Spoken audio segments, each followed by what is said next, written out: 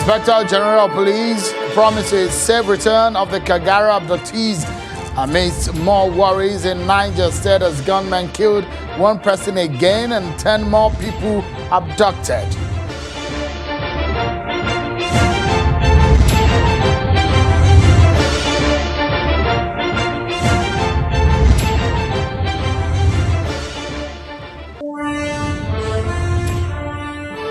And the new GDP figures emerged today indicates that Nigeria officially exits recession after consecutive slim growth amidst the global pandemic.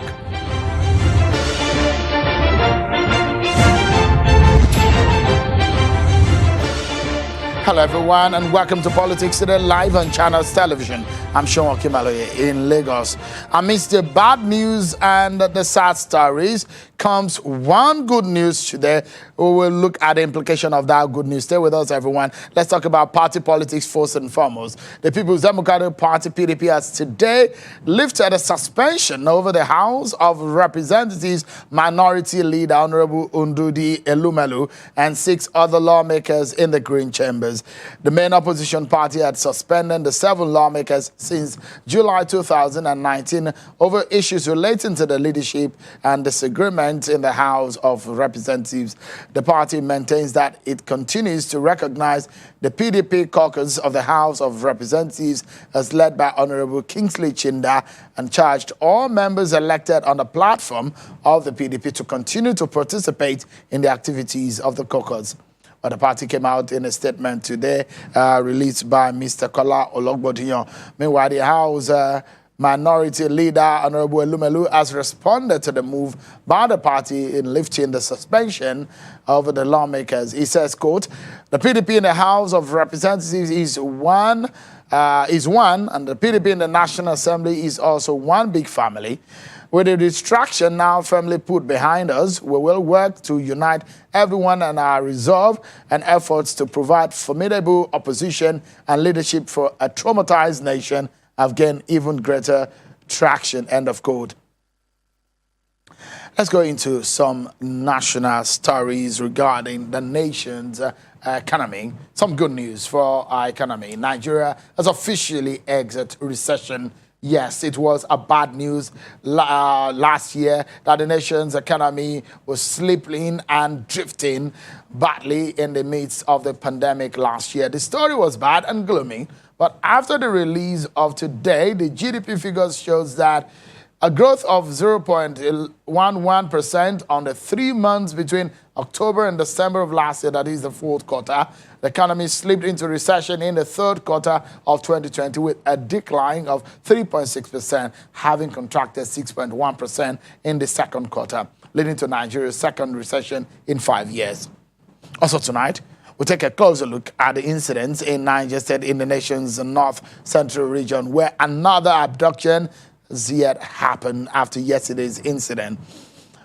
But we'll first talk about the economy for some minutes.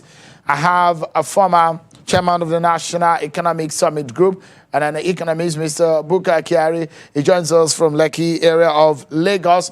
And Senator Shehu Sani is a former lawmaker. He's also with us on the program from our Abuja studio. Interestingly, our viewers, if you need to know, Senator Sani incidentally graduated from the Government Science School, Kagara, yesterday, where that incident happened. So he's going to be telling us about some of the issues. You know, Senator Sani has also been involved in issues relating to these, how we can get people out of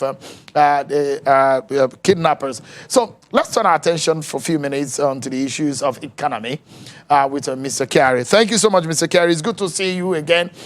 Let's begin the conversation, Mr. Kiari. You've heard about what the NBC released today. It is a political program. So our viewers tonight may not be able to get drenched, especially because it's a long day for a lot of them. And they are 7 p.m. in so many homes where they are sitting to just get dinner. So break it down for us, Mr. Kiari. Did you see the fortune of the economy coming this early? Well, technically speaking, we are out of recovery by virtue of the numbers. The numbers suggest, or the number says, that we have inched crawled slowly out of recession. Now, the problem is that it has to be, it's a lackluster growth, but nonetheless, it is a growth in GDP, even though it is less than even half a percentage by stating 0.11%. Now, that may not necessarily translate to the average person's livelihood, because if anything else, the last 12 months had been quite painful to the average citizen. And the fact that we had a decline of GDP of over 6% in second quarter, and subsequently followed by 3.6% in the third quarter, suggests that the total GDP growth for the entire year is negative. And even though Q4 is now coming out slightly over the zero mark. So essentially, in reality, the feeling of anyone who is living in Nigeria is as if we still have a recession. Now, that is one of the other things. The other news that had come out is the rate at which inflation has been galloping month on month for the last 12 months, I believe, consistently. The numbers released today suggests it's 16.57 or so percent. And the core inflation, even though it's around 12%, the food inflation index went up by over 20.5%. Now, that suggests that the major culprit of inflation this time around is food. And we are not talking about imported foods. We're talking about yams, gari, the staple food, so to speak.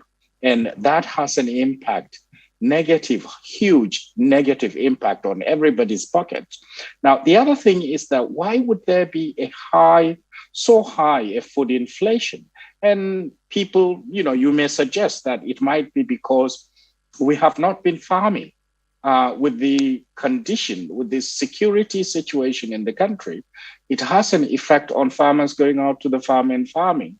And of course, let's not forget about the kidnappings. Let's not forget about the herdsmen, farmers crisis. So across all the food baskets of the country, there is one crisis, security crisis or another in across the north, middle belt, and to a certain extent, even in the southern parts, we do have fear that is induced by the current security situation. So that also has an effect on the inflation rate and by extension, the entire economic growth. Of course, we have external factors such as the COVID. And then about a week or 2 weeks ago, we also saw the numbers of capital importation into the country, which declined by over 68% compared to 2019. That would also suggest that the inflation is going to be much higher, and which is what we have seen today. All right. So, Mr. Carey, for our viewers to get a sense of all of these figures, because for those people, for the food on their table, those figures might not make any sense to them. It's the reality of what you are saying that you said, look, theoretically speaking, we are in a recovery, but give us a sense of what this means practically speaking for anybody who is watching now. What are the expectations? If you look at the unemployment figure, 27%, 40% at least of Nigerian population is in poverty. Indeed. So that basically exacerbates our situation. So the practical element is that if people can recollect how much they paid for maybe a muda of gari 6 months ago versus today, or any cereal, whether it is guinea corn, millet, or any of the staple foods that we normally buy, if you compare it to, say, a month ago or even 2 or 3 months ago, the effect is clear. People have stopped buying, for example, rice, because it has become an expensive and luxury commodity, but you still have to feed. And the effect is not that of imported inflation, because in most instances in Nigeria, back maybe a year or 2 years back, majority of the inflation is induced by imported inflation, meaning goods that have been produced elsewhere that have come back into the country, and because prices have gone up, therefore inflation. But here in our situation now, even the local production has come to a standstill, meaning that the supply, basic economics says demand and supply, right? The supply side of even the basic foods that are not imported, that we produce normally, is having an impact. So it is not even a case of Naira liquidity. It is actually a case of foodstuff not being available because there hasn't been production, or productivity has not gone up. The basic economic lesson tells us that how do you fight inflation? By increasing your productivity. Now, how can we have that component of the economy be more productive if people are scared of their lives? All right. So on the final note, Mr. Kyari, does this mean what we've seen today, the figures that have come out, it shows that it was a slow growth, but does it mean that the Buhari government has gotten a grip on the economy and they are doing the right thing? I think what has happened is that despite whatever happens, that we are bound to see the bottom of that well and turn around. So this is basically the turning part of it. Now, the other thing is that the monetary policy and the fiscal policy need to handshake. I think I hate to be the central bank governor in a situation like that we are faced with, economically speaking, but I don't expect inflation would necessarily be the key factor for the central bank to decide on some of the postures they would take at the next monetary policy meeting. What they may actually look at is how can we accelerate the growth, the economic growth of this country. And of course, at the fiscal end, that is the question that needs to be asked. So essentially, in terms of policy outcomes, there has been some things that have been done very quickly, such as importing reduction of the import rates of vehicles, transport vehicles, agricultural tools and machinery, etc., etc. The problem then is, how is that going to affect the result? What is the outcome going to look like? In Nigeria, we can have a good policy, but sometimes during implementation, we end up shooting ourselves in the foot. That's a very big question, but indeed, we must appreciate what you've said to us tonight, Mr. Kyari, and the knowledge that you've shared. The former chairman of the Nigerian Economic Summit Group, Mr. Abba Bukar Kyari. Thank you so much indeed for talking to us tonight. Thank you, Sean. Let's shift our attention to issues of national security. Interestingly, Senator Shehu Sani, who is a guest on the program, graduated from that school where some students were abducted, including their teachers. And let's turn our attention to Abuja studio now, where Senator Sani is there with us. Senator, thank you so much for joining us tonight. Just in a few minutes before we go on our break on the program, it's interesting that you visited that school recently. Give us an understanding, because when I spoke with you earlier, it does look like you saw this kind of thing happening. Thank you for having me. Well, first and foremost, the town Kagara is at the epicenter of the banditry, the violence, and the killings going on in that part of the country. And then secondly, the school is clearly prone and vulnerable to such attacks. The school has been neglected for decades by successive governments. And a responsible government ought to have understand and recognize that at a time like this, such a school that is located at that very center ought to have been protected. If you can remember what happened after the abduction in Kankara, there was a resolution by governors to suspend public boarding schools, and that ought to have been done, but actually it was done. But now they told students to come back without adequately putting security measures that could have protected them. And it's very clear to everyone who has not just visited the school, but seen the images that has come from that very school, that a government that takes the lives of such students very seriously ought to have construct a perimeter fence and also provide the necessary security network that will protect the students. Mind you, in the last 3 to 4 years, 3 local governments in Niger State, Munya, Rafi, and Shiroro, are virtually under the siege of these bandits. They have been killing people, extorting ransom, and they have become a state within a state. And it is the same with parts of Kaduna, and then Zamfara, and then Katsina State. So the governor of the state ought to have forecasted that at a time like this, that school should have been protected. But now, the money that's supposed to have been used to construct perimeter fence and reconstruct the school will now be used to pay ransom to these bandits. We will get to hear more, especially about the terrain of that place, although the IG has said they will try to get those abducted back in time. You give us a sense of how soon can we get these people back? You've been involved in this kind of situation before. You will share your experience with us when we come back from this break, everyone. Join us again.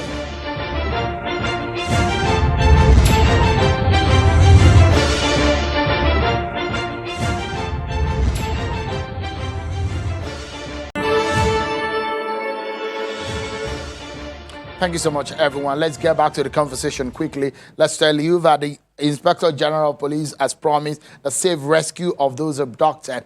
Incidentally, another abduction and attack happened today. 1 person killed, 10 more people were abducted. And also, we understand that in Abuja, the president had met the Niger governor, the Zamfara state governor. The governors are meeting. There are conversations on the solution, but the PDP, the main opposition party, met also today, and we're talking about the way forward. One of what came out is a conversation around community policing and state policing. Senator Shehu Sani is our guest tonight on the program. Allow Senator Sani to listen to Senator Ekweremadu on the issue of state policing, and I would like him to weigh in on it. Take a listen to Senator Ekweremadu. In the absence of state police, security of lives and property has practically collapsed. I rallied my colleagues and together we sponsored a bill for the creation of state police in the 8th National Assembly. I'm equally sponsoring a bill for the creation of state police in the current Senate. Senator Sani, you heard Senator Ekweremadu there talking about the urgency of state police. In the scenario that we find ourselves, is that the right way to go? Well, Senator Ekweremadu has always been an advocate of state police, and he has stated that very clearly during the last 8th National Assembly, and he's still doing it now. But I will slightly disagree with those governors who have repeatedly claimed that they don't have the influence and control over the national police. And you can see that during elections, how governors pocketed the police, used them to win elections, and do all sorts of things. So if you can, which governor have you had has ever said that he doesn't have control of police during elections? And that is not true. But as far as I'm concerned, I believe that police officers should be posted to areas where they come from so that they know the terrain very well and they can squarely and adequately tackle the problem.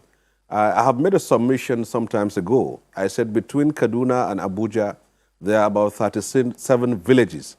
And I believe if we can recruit young people from those villages into our security apparatus and redeploy them back to their villages, they can do better than bringing in strangers who will find the terrain strange. So as far as I'm concerned, I think the modification for that is that police should be posted to areas where they come from. State police has its own drawbacks in the sense that it will certainly be abused by state governors to intimidate opponents and do sort of things. So, but now there is a restraint in the sense that they don't But whatever we can do to address our security challenges, I think at this critical moment is very important. But what is clear is that even the police as they exist today, they have not been well equipped, they have not been well trained to address the issues, and there is more talks than action you see on the ground. Many of the state governors do claim to spend millions of naira in security votes, but that doesn't go to the police at all. So as far as I'm concerned, I think Nigerian police only need to be reactivated, re-equipped to address the problem as it is on the ground. All right. And I respect Senator, the views of Ekwurem Madu, but we come from this different part of the country, so his own thinking may be different from mine, but I think whatever we can do to address the challenges is necessary. Knowing well that you schooled in Kagara before, now, and you know the terrain to a large extent, you've explained what the terrain looks like and how these bandits have been operating in that area. Also, historically, you have intervened in trying to mediate in bringing back abductees when we've had this kind of situation years ago. What can you tell Nigerians that could be helpful? Between 48 hours, we've seen 2 different abductions happening. How quickly can we get these people back? Well, we have not learned our lessons from Dapchi, from Chibok, from Ankara, and now we are in Kagara.